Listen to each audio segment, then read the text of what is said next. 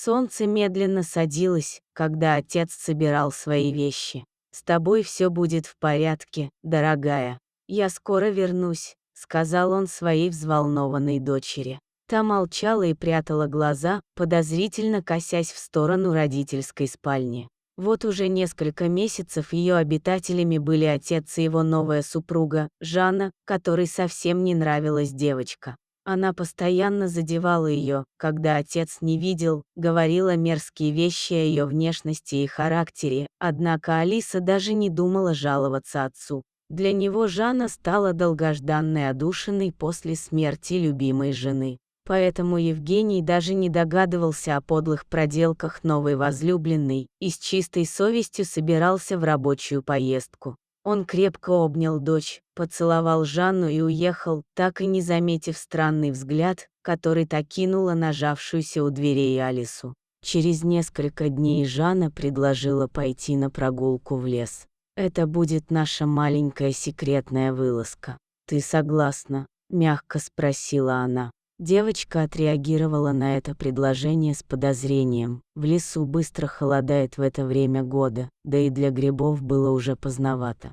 Однако деваться ей было некуда. В полной тишине мачеха и падчерица доехали до лесной окраины, затем вышли из машины и отправились гулять по сосновой глуши. Сначала Алиса даже расслабилась. Они шли, не сворачивая с тропинки, а Жанна весело и беззаботно хохотала, рассказывая девочке истории о своей юности. Погружаясь в эти увлекательные рассказы, девочка и не заметила, как под ногами закончилась дорожка, а задорная улыбка Жанны из дружелюбной превратилась в пугающую. «Послушай меня внимательно, девочка», — вдруг сказала мачеха, нагибаясь к Алисе. Ее глаза мерцали странным светом. «Знаешь, дорогая, мне лучше вернуться домой одной и рассказать отцу, что ты неожиданно начала вести себя странно, а после этого сбежала, как я не старалась тебя остановить. Мы даже поищем тебя какое-то время, а затем, когда не найдем, я твоего отца утешу,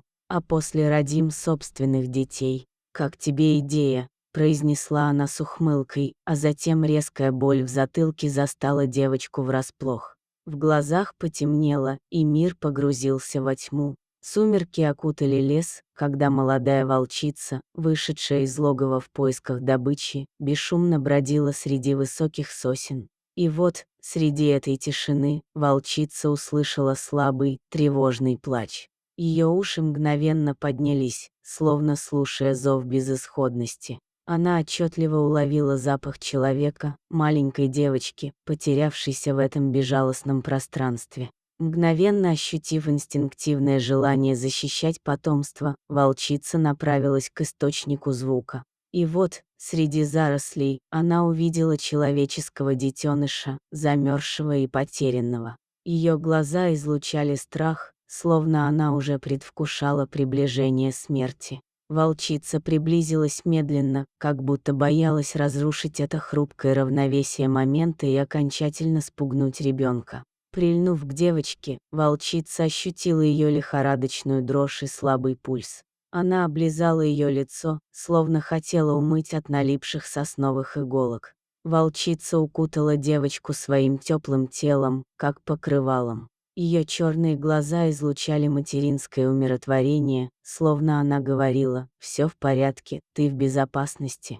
Для Алисы же волчица, лежащая рядом с ней, изначально вызвала неподдельный страх и беспокойство. Однако по мере того, как девочка приходила в себя, она почувствовала благодарность и облегчение, понимая, что волчица не желает ей зла.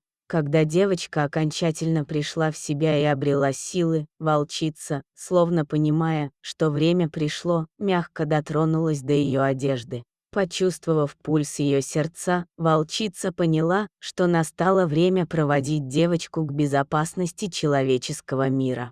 Итак, они медленно двинулись через лес. Волчица всегда оставалась внимательной, продолжая охранять девочку, пока они не добрались до края леса. Там, в свете огней деревни, волчица нежно подтолкнула девочку вперед, направляя ее к людям и безопасности. Уже без волчицы девочка медленно приблизилась к двери ближайшего дома и робко постучала. Дверь открылась, и перед девочкой открылась уютная гостеприимная обитель. Люди в доме сразу приняли ее, привели к камину и накормили горячим супом. После того, как девочка немного отогрелась, один из добрых людей дал ей телефон. Девочка с трепетом набрала номер отца, ее голос был тихим, но полным надежды. От звука родного голоса ее сердце застучало сильнее, а глаза наполнили слезы радости. Отец же еще до звонка дочери был наполнен отчаянием и тревогой, словно должно было произойти что-то плохое. В конечном итоге, не выдержав дурного предчувствия, он не смог доехать до места командировки и резко развернул машину, направляясь домой, где его встретила заплаканная Жанна. Она старательно отыгрывала заготовленную ложь, рассказала Евгению, что его дочь убежала, не собрав вещей, и Жанна не смогла ее найти. Эти новости стали ударом для любящего отца. Он, стиснув зубы от ярости и беспокойства, велел жене не уходить далеко от телефона, а сам позвонил друзьям и в полицию. В этот момент он услышал заветный звонок. Распознав в трубке голос дочери, отец почувствовал, как огромный камень упал с его сердца. «Папа, это я», — тихим, дрожащим голосом прозвучали слова девочки. «Тетя Жанна бросила меня в лесу». Не бросая трубку и разговаривая с ребенком, отец бросился к машине и отправился по названному адресу забирать дочь. Прежде чем покинуть дом, отец столкнулся с женой и, вложив в каждое слово весь тот гнев, что овладел им, закричал, что по их возвращению даже духа женщины не должно быть в его доме. Жанна жалась, испуганно глядя на мужчину, но не сказала ни слова. Евгений ехал по пустынной дороге и по телефону слушал невероятный рассказ Алисы. Слова его маленькой девочки, наполненные чистой и неподдельной благодарностью доброй волчицы, которая согрела ее и вывела из леса, отпечатывались в его памяти. Подъезжая к деревне, отец увидел одинокую серую фигуру, стоящую за деревом. Внезапно его сердце сделало невольный скачок, и он ощутил сильнейшие чувства благодарности и умиротворения. Он понял, что это та волчица, что спасла его дочь от неминуемой гибели. Мысленно он сказал спасибо этому зверю, который оказался гораздо добрее, чем многие люди, и поклялся, что никогда не забудет этот момент. Дорогие зрители, если вам понравилось это видео, то ставьте лайк и подписывайтесь на наш канал. До свидания.